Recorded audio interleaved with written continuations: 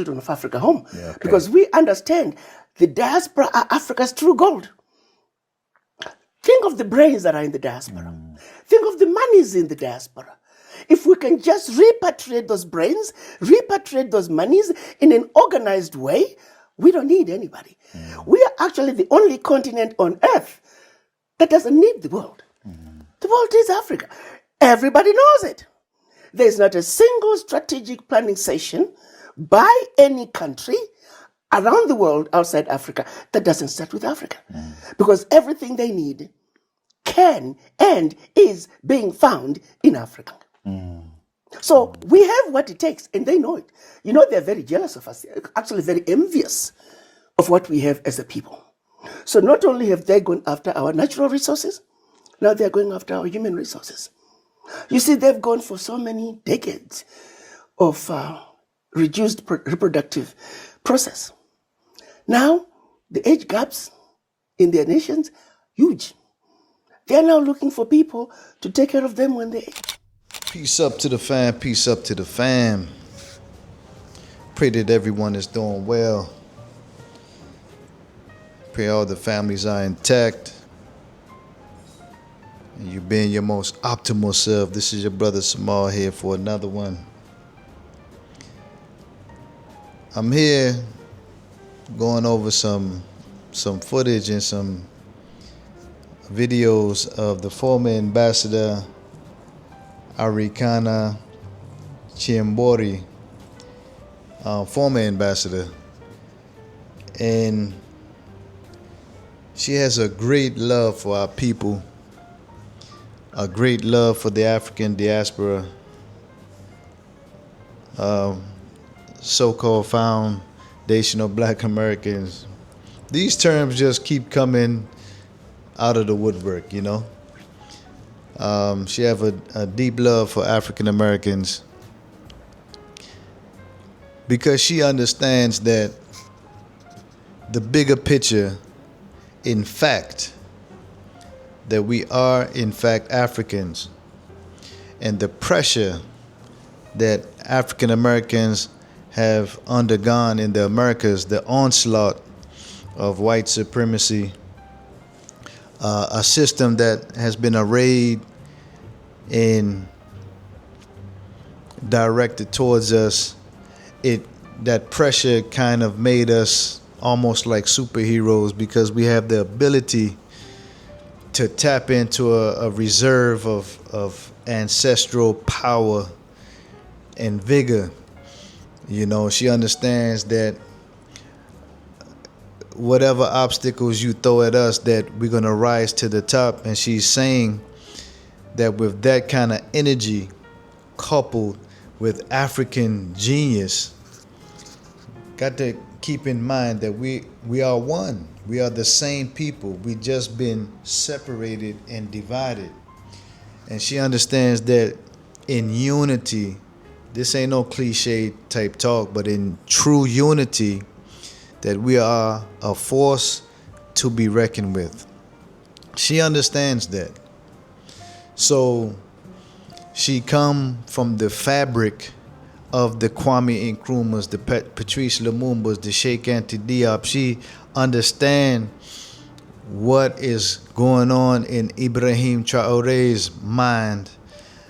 You understand? She understand what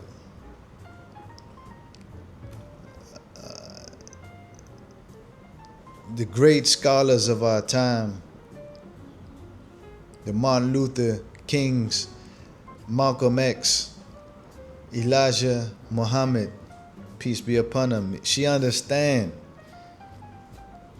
the energy that captured these gentlemen, and they was locked in to seeing Africa unite. And it wasn't just the countries on Africa that were split up by the Berlin Conference to come back to unite. It was the whole African experience. The African that was spread all throughout the Caribbean. The Africans that were spread throughout South America. And the Africans that were spread all throughout North America. You understand? She understands that We are the same. This whole foundational Black American concept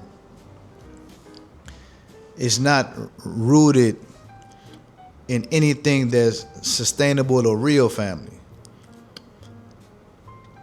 To say that we was here before the white man, that's cool. We can go there. But just know that Africans have traveled the world, had conducted trade and business throughout the world before anybody, before the white man or whatever you want to say.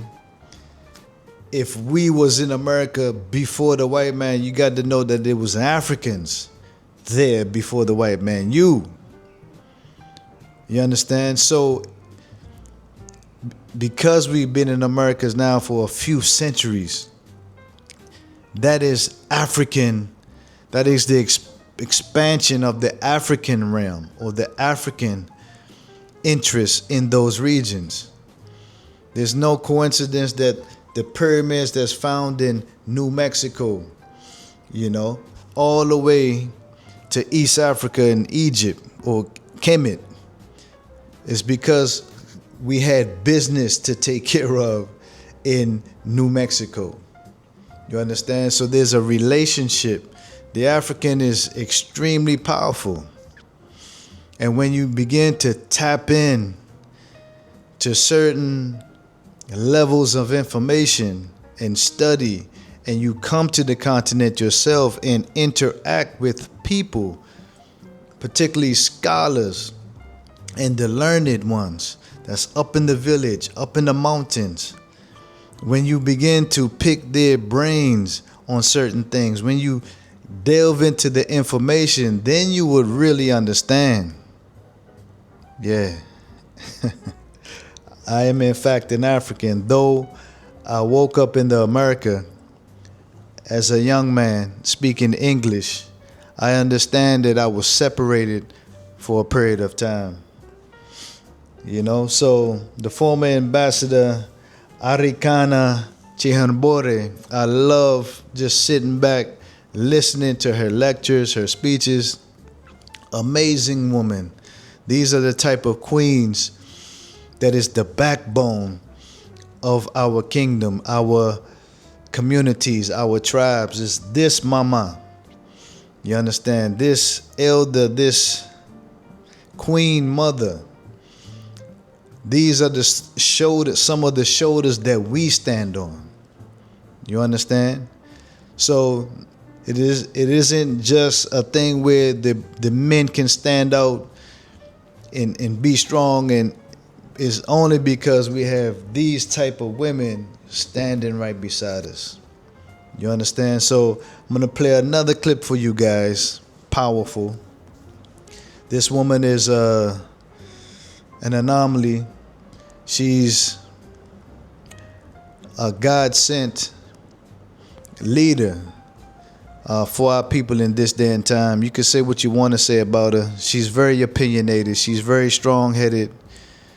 But she has a deep love for her people overall. Black people in general. Because we are the ones that has been taken advantage of for centuries.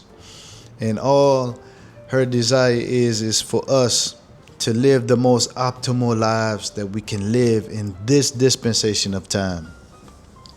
So I'm going to tune out right here, family, just to tune back in. But before I do that, I'm going to run this other clip for you. For those of you who don't know who this former ambassador is, this lecturer, this scholar, this queen mother is, this is your opportunity to tap in and to see the greatness that flows from our people. So I'm going to tune out right here, family. Just a reminder, go ahead and like, share, and subscribe to the platform. This is your brother Samal here. Peace out. We're massive, powerful kingdoms. Kingdoms with well-established religious and educational systems. Kingdoms that preceded the Greek civilization, the Roman Empire. If the truth be told, civilization began in Africa. Have you ever wondered why? When they talk about Greek philosophers, the mathematicians, they were sent to Egypt for training to Egypt for advancement is because Africa already had it.